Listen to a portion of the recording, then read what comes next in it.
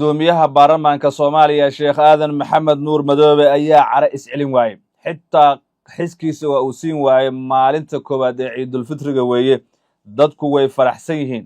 ugu yaraan dareenkaaga xakamee uu isdhihi waayay wuxuu si baan u weeraray Cabdicasiis Xasan Maxamed Laftagareen gudoomiye Aadan Madoobe waxaa laga celiyay maalinnimadii shalay magaalada Baydhabo isagoo ku wajahan laakiin ciidan isaga taabacsan ayuu xudur ka diyaariyay maadaama markaasi dawladdu uu rabo in ay gacanta ku dhigto Baydhabo iyo deegaanada kale bal muxuu sidan ugu xanaaqay wajigiisa sacaradan ka muujiyay gudoomiye Aadan Madoobe bal ilaa aragto marka hore maalintan shalay soo dhaafnay oo khamiis tahay ani waxaan rabay inaan gaaro Baydhabo arrintan ugu socday waxay ahayd Baydhabo dhawaata ka jirta waxa basaansaankeeda muuqda in la rabo in laga abuuro dagaal sokeeye waayo hore waxa ugu dhaceen inaan dib u heshiisiin qabno oo arrintaas la xakameeyo marka arrintii ay ahayd waxa igu yiri ma wax dhaba ma jiraan arrintaas dad qaliyad galay ayagana ma aragtay qaarna talaabaan ka qaanday qaar kale waa cafiinay soo noqonayaan waxa ma jiraan wax dib u heshiisiin loo baahan yahay malaha waxaan ogaanay arrintii inay sida ahayn oo dadkii xanaageen oo banaanka u baxeen qaar degmooyinka qaar yani dad dhibaato tarsanayo inay ma aragtay abaabul weyn galeen haddaba khudbadda uu jeediyay gudoomiyaha baarlamaanka Soomaaliya Sheekh Aadan Maxamed Nuur Madoobe waa aan ku haya hadii alla weyne laga helo oo iyadoo dhameystiran ayaan kula wadaagayaa madaxweynaha Mareykanka Donald Trump ayaa ku amray in Israel dib dambe u weerari karin mid ka mid ah dalalkii ay colaadda kala dhaxaysay haddaba amarka Trump uu soo rogay waa amar noocee Israel dalka aysan dib dambe u weerari doonin waa dalkee xog iyo faahfaahin ayaan kaga hayaa kumanaan gaari oo u socday Imaaraadka Carabta ayaa laga dejiyay gudaha wadanka Kenya maxay tahay sababta sidoo kale waxaan eegi doonaa sida looga ciiday deegaanada kala duwan ee dhulka Soomaalida haba ugu horeysay caasimadda Soomaaliya ee Muqdisho waa maalinkii koowaad ee Ciidul Fitriga saaxib waxaan ku leenahay taqabbal Allahu minna wa minkum salihal a'mal ciid wanaagsan kullu caam wa antum bikhair waxaan kugu hambalyeeynaya inuu Ilaahay kugu sima adiga oo 30 maalmo soo soomay inaad farxad ku ciido inaguna sharaf gaar ay noo tahay inaad muuqaalka iyaga daawanayso aad channelkeena ku xiran tahay subscribe soo tiraade muuqaalka like saar sida share gareey waa mahadsan tahay saaxiib waxaan ku bilaabayaa gudoomiyaha golaha shacabka ee baarlamaanka Soomaaliya Sheekh Aadan Maxamed Nuur Madoobe ayaa markii ugu horeysay wuxuu si weyn uga hadlay markaasi soo istaagay dhawaan uu ku wajahay garoonka Aadan Cadde ee Muqdisho kadib markii wafdigiisii hordhac ahaa laga soo celiyay magaalada Baydhabo waxa uu sheegay in ilaaladiisu uu isku hormariyay isla markaana ilaaladiiba lagu taagtaay garoonka Shaati Gaduud magaalada Baydhabo inta aysan degi ka hor waxaase Aadan Madoobe uu bilaabay kulamo degdeg ah oo rabo inuu markaasi awoodiisa ku weeqo hogaamiyaha Koonfur Galbeed oo uu sheegay inuu yahay nin ismahdiyay wada qarjajeexana ku socdo sida uu hadalka u dhigay gudoomiyaha Aadan Madoobe ayaa waxa uu sheegay in aan laga aqbali karin waxa uu sameynayo markaasi Cabdicasiis Laftagareen isagoo ku tilmaamay inay tahay wax sharciga baalmarsan aanana meel kaga oolin xeerka iyo soo kale siyaasadda Soomaalida guud ahaan sida uu hadalka u dhigay gudoomiyaha Aadan Madoobe sidoo kale gudoomiyaha golaha shacabka Sheekh Aadan Maxamed Nuur Madoobe ayaa shir degdeg ah la leh siyaasiyiinta isku heeb hoosaadka ay yihiin kuwaas oo kala ah Xuseen Sheekh Maxamuud xildhibaan Cabdullaahi Black iyo sidoo kale Shiine Macalin Nuurow sida ay ila wareedo xilkas ah ay u xaqiijiyeen warbaahinta gudaha ah Aadan Madoobe ayaa raggan dhamaantood isugu yeeray waxaana qorshuhu uu yahay in magaalada Xudur oo deegaan ahaan raggan ay ka soo jeedaan laga faramaroojiyo ninka la yiraahdo Laftagareen haddii hore qansax dheere looga saaray buurha kaba looga saaray baraawi ciidanka dawladdu maanta qabteen markana waa Xudur Tiyeeglow iyo sidoo kale Bardaale iyo meelo kale oo ay waajid ka mid tahayna waa la qorsheenayaa in laga saaro ugu horeyn inta aan Baydhabo la isku fara saarin wuxuu qorsheeyay gudoomiye Aadan Madoobe iyo madaxweyne Xashi Maxamuudba inay marka hore magaalooyinka iyo gobolada kale ay soo qabtaan sida wararku ay leeyihiin xubin ku dhow shirkan ayaa ka soo xiganay in madaxda kulankan markaasi ay la xiriireen gudoomiyaha degmada Xudur ee markaasi ku magacaaban taliyaha guutada 9aad iyo taliyaha saldhigga degmada Xudur iyaga oo ka codsaday in la abaabulo dhaqdhaqaaq looga soo horjeedo madaxweyne Laftagareen isla markaana la taageero dawladda federaalka ee Soomaaliya Aadan Madoobe iyo Xuseen Sheekh Maxamuud iyo xildhibaan Cabdullaahi Black iyo sidoo kale Shiine Macalin Nuurow markii ay kulmeen si toos ah gudoomiyihii degmada Xudur ay khadka telefoonka ugu waceen iyaga oo sheegay inay ku fangareynayaan wax kasta uu doonayo oo dhaqaale ama ciidan ama nooc kasta oo ay ku garab istaagayaan isla markaana ay doonayaan in Laftagareen guud ahaan looga soo horjeesto deegaanada maamulkaasi tani waa cadaadis balse weli waxay u baahan tahay in baydhabo la tago ka adkaanshaha koonfur galbeed si rasmi ah waxaa loo oran karaa waa looga adkaayo dagaalka markii dowladda federaaliga gacanteedu gaadho magaalada baydhabo ee gobolka Bay ama lafta galeen ugu yaraan xilkiisa uu waayo sida aan xogaha ku helaynana madaxweynaha koonfur galbeed ayaa bilaabay ku dhawaaqista guddi waxa uu dhisayaa guddi odayaasha dhaqanka saraakiisha ciidan golihiisa wasiirada iyo xubno kale oo aad u badan oo qaybaha kala duwan ee bulshada ayuu la kulmay saacadihii ugu dambeeyay waxaana uu sheegay in uu qorsheynayo markaasi qabashada doorasho waxaana dhawaan uu ku dhawaaqayaa guddiga doorashada maamulka koonfur galbeed taas oo ka dhignaan doonto in markaasi xaaladdu ay uga sii dari doonto xitaa gudoomiye aadan madoobe ayaa midaas maanta sii sheegay oo khudbadiisa hordhac ahayd wuxuu ku sheegay in lafta gareen uu qorsheynayo ku dhawaaqista guddigaas oo waa xog iska cad oo banaanka taala geesta kale ee xildhibaano ka tirsan labada aqal ee baarlamaanka federaalka Soomaaliya isla markaana taageersan madaxweyne lafta gareen ayaa ku eedeeyay ciidamada Itoobiya ee Buurhakaba inay jabiyeen amarka koonfur galbeed kadib markii ay ogolaadeen in wasiiro uu ka mid yahay Xasan Eelay ay abaabul ciidan ka bilaabaan magaaladaasi dowladda federaalka iyo sidoo kale koonfur galbeed ayay kala taageersan yihiin ku dhawaad 4 ilaa 5 kun oo ciidan Itoobiyana oo gudaha Soomaaliya ku sugan sida xogta ay sheegayso ciidankan Itoobiyaanka ayaa markaasi dowladdu garab ay taageerayaan halka garabka kalena ay taageerayaan dhinaca maamulka koonfur galbeed kuwa ku sugan Baydhabo iyo Bay inteeda kale waxay taageerayaan baa la yiri lafta galeen halka ciidamada Buurhakaba jooga ee Itoobiyan dhinaca federaalku ay aad ula haystaan wasiir Xasan Eelay iyo xubno kale oo siyaasiyiin ah ayaa maalinimadii shalay tagay Baydhabo aan raahday ee waa Buurhakaba halkaas oo maantana ay salaada ciida kula oogeen boqolaal dadka reer Buurhakaba ah Buurhakabana waxay ka mid tahay dabcan meelaha laga diidan yahay nidaamka koonfur galbeed ee laga soo horjeedo ciidanka dowladda ayaa iyaguna maanta aroornimadii hore ka hor salaada ciida waxay ku jarmaadeen magaalada Baraawe ee xarunta rasmiga ee koonfur galbeed Soomaaliya iyagoo halkaas si buuxda gacanta ugu dhigay waxa guud ahaan ay la wareegeen madaxtooyadii maamulkaasi iyo sidoo kale dhismayaal kale oo qadiimi oo dowladeed ciidan ku sugnaa magaalada oo 100 qof aan dhamayn ayaa isaga baxsaday doon waxaana dhinaca markaasi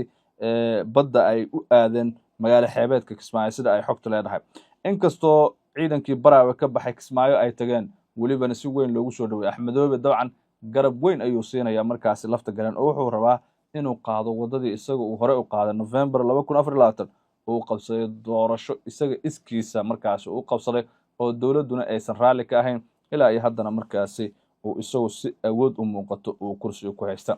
in dowladdu ay tagto Baraawe waxa ka hadlay xildhibaan Baydhabo Janaay isaga oo si kulul uga hadlay waxaana uu ku tilmaamay in la xusuusinayo dadkan 1995 wixii loo geystay sida xildhibaanka uu hadalka u dhigay waxa uu sheegay in maleeshiyad waxa uu yeeray dhac iyo boob ay ka geysteen Baraawe wuxuu nasiib darro ku tilmaamay in madaxweynaha muddadiisu ay ka harsan tahay 52 maalmood xildhibaan Maxamed Aadan Maxamed oo loo yaqaan Baydhabo Janaay ayaa hadalkan waxa uu dhaliyay xanaf sababtoo ah ciidankii qaranka ee dowladda ayuu ugu yeerayaa maleeshiyad kuwii maamulka koonfur galbeedna ee daraawiishta ahaa wuxuu u yaqaanaa ciidan markaasi rasmi ah waayo cidda maleeshiyad noqonaysa ma ciidan dowlad goboleed oo ku dhaartay danaha koonfur galbeed mise ciidan qaran oo ku dhaartay danaha dalka dadka iyo diinta keebaa sax noqonaya oo maleeshiyad aragtada xor ay u tahay qayd faalada noogu reeb muuqaalkan like saar siina share garee muuqaalka gudoomiyaha baarlamaanka Soomaaliya Sheekh Aadan Maxamed Nuur Madoobe oo kaga cabanayo Cabdicaziz lafta galeen iyo wixii shalay lagu sameeyo ayaan kula wadaagaya ila daawo maalintan shalay soo dhaafnay oo khamiis tahay ani waxaan rabay inaan gaaro Baydhabo arrintan ugu socday waxay ahayd Baydhabo dhawaata ka jirta waxa basaansaankeeda muuqda in la rabo in laga abuuro dagaal sokeeye waayo hore waxa ugu dhaceen inaan dib u heshiisiin qabno oo arrintaas la xakameeyo marka arrintii ay ahayd waxa igu yiri ma wax dhaba ma jiraan arrintaas dad qaliyad galay ayagana ma aragtay qaarna talaabaan ka qaanday qaar kalena waa cafiinay waa soo noqonayaan waxa ma jiraan wax dib u heshiisiin loo baahan yahay malaha waxaan ogaanay arrintii inay sida ahayn oo dadkii xanaageen oo banaanka u baxeen qaar degmooyinka qaar yaani dad dhibaato tarsanayo inay ma aragtay abaabul weyn galeen oo ku dhawaaqeen hatta maamulkii asiga ahaa in ayaga maamul ayaga la shaqeynaan ahayn oo yaani la dhibaatay ay ku xun yihiin maamulka ilaa laga dhisan maamulkaas ma hoos imaan inay yiraahdeen arrimahaas maadaama ay taagnaayeen waxaan isku dayay dad badan oo akhyaareen oo ku ballanay dad dibadii dalka jooga waan ku wada hadalnay waxaan go'aansanay inaan Baydhabo isugu tago dadka maqan oo talooyinka lagala maarmaynin in loo yeero talada lagala maarmaynin in loo yeero dad kale dibadda jiro is soo xilqaama inay noo yimaadaan oo waxaan rabnay dib u heshiisiin la qabto markii dadka la isku soo celiyo caadi noqdaan doorasho la qabto arrintaas runtii waxaan islahaa arrin qof kasta ku farxaa inay tahay arrintii waxaa naga diiday odaygii meesha madaxa ku ahaa oo runtii muddo hilaadkiisa waqti hore dastuuriga waqti hore la soo dhaafay laakiin heshiis ummadii aan ka barinay oo dib heshiisiinta aad ogeydeen oo taariikhda ahayday oo dad badan intay ku leedeen oo maartay aan markii dambe isugu tagnay dawladda u kala harin barnaamijkaas aniga marka hore bilaabay madaxweynaha uu weyn yahay dhammaan ummadda Soomaaliyeed oo ku farxaday meesha la isugu tagay heshiis dhab ah oo lagu degay lagu barwaaqoy yaa muddo 3 sano ka badan ayaa lagu soo joogay marka waxaan islahayn in doorasho la boobiyo aniga door meel jeera waxa la galay ayadoo ahayn sidii aan ansaxinay oo maartay ummadaas dhan qayb ka ahayday oo dastuuriga ahayday oo Soomaali ku heshiisay in doorashada ku bilaabato ka horna dadka la heshiisiyo yaan u socday marka waa isla hadalnay odaygii aniga gurmadan ku imid waxaan ogaaday in weerar in la aasaasayo dadkii xanaagsan ay rabaan inay magaalada weeraraan xaqiiqdii aadan ugu mahadcelinayaa waan la hadlay saraakiishii dhalinyaradii odayaasha godoodka hogaaminayay kulligood waan la hadlay waxaan yiri arrintaas yaan dagaal la qaadin dibashiisan u soo socdaa meesha aniga soo gurmanaya ciid ka horaan imaanaya waqtigii tikidkayga hal maalin ka dhanaa marka waxaan codsaday in la soo hormariyo waan meesha tago waxaan ogaaday abaabulka meesha ka socdo hadaan laga gaarin mar islaayay oo dhawaatada si xumaatay inaan la gaari karin marka waa soo orday dad badan waa la soo hadlay marka odaygan waa yimid waa maqnaa waxaan ku ballanay asiga shalay khamiista arbacada rabay inaan tago marka waxa igu yiri khamiista inuu imaam shalay taan ku diyaar garoobay staafkayga hormaray anigana maartay airport-kan tagay diyaaradii horaaba la soo celiyay waxa la yiri airport-ki intaasoo baabuur ah qaar baabuur ciidan oo qorsaarin yahay airport-ki la soo dhigay wax imaan kara ma laha wax alla wixii yimaadeen wixii ku dhacay mas'uulka ah warqadna habeenka soo qoray Abdulaziz wuxuu yiri wax imaan kara dhanba ma laha arrintaas ilaa xad waxaan islahaa ama la kala xishoon doona yaan islahaa markii dhalinyaradii staafkayga hormaray diyaaradooda hadda soo degdaan yaa weeylag leeyahay airport-kana taasoo baabuur la soo dhigay baa maartay towerkii la soo hadlay bayloodkii saasay ku soo noqdeen saasaan ugu baaqnay ilaahay xamdigiis diyaaradii wax ma gaarin nabad ay ku soo noqotay xalay waxaan maqlay arrimihii isla markii waxa soo kiciyeen dadkii markii hore is-celinayay oo islahaa dib u heshiisiinta ka dhursugayay xalay magaalada waxa la sheegay in lagu dhintay oo dagaal ka bilaawaday arrintaas aad baan ugu nahay ilaahay waxaan ka barinaynaa in ilaahay arrintaas naga qaboojiyo waxa kale hadda maqlaayay Abdulaziz wuxuu rabaa inuu intuu meel fadhiisto liis qorqoro xildhibaanada diyaarsaday inuu yiraahdo oo ku dhawaaqo waxa kale aan hubsaday odayaasha markii lagu gabin jiray odayaashii ma meesha joogan dadkii oo hataa ayadoo sharci ahayn taas naftirkeeda yani iska tahay garjajeex iyo sharci darro ay tahay oo wixii lagu heshiiyay ummadda Soomaaliyeed ku heshiisay asaga qayb ka ahaa oo sanadkan aan ku mashquulaynay 2 sano ilaa 3 sano ku dhawaad aan soo wadnay la garamarayo haddana waxaan ogaaday dadkii ma joogan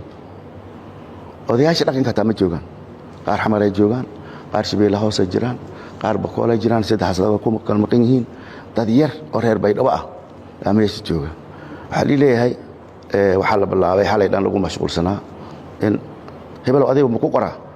hebel liiskan bilaabay adiga ma ku qoraa dadka qaar igor qaarni adiga sabab maxaa loo qorayaa oo marsaasa wax lagu noqonayaa in iyo dadka yaabiin walaaliyaal waxaan idin sheegayaa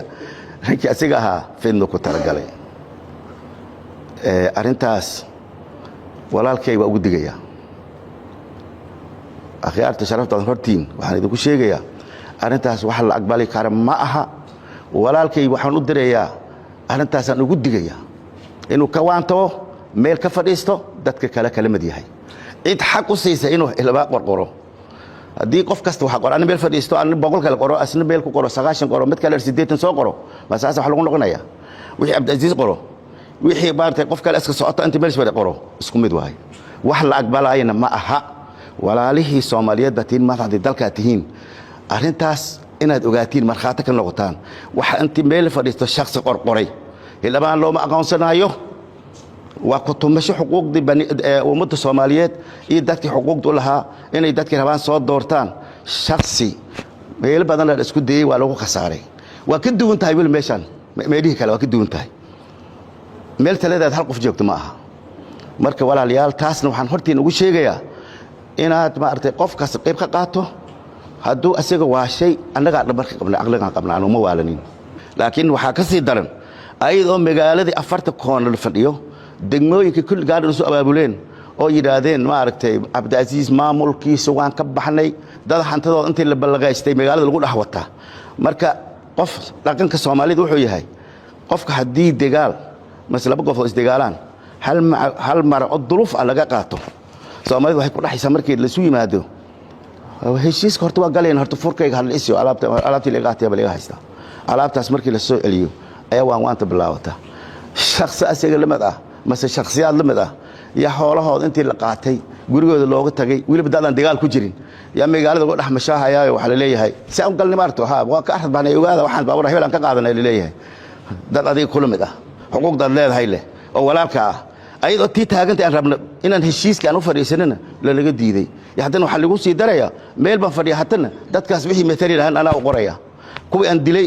miidkooda waa iyaala kuwii maaragtay cararayn duurka joogan haddana kii matalaay na qorqoraya walaalayaal waxaan rabaa arintaas ogeysin baa idin siinaya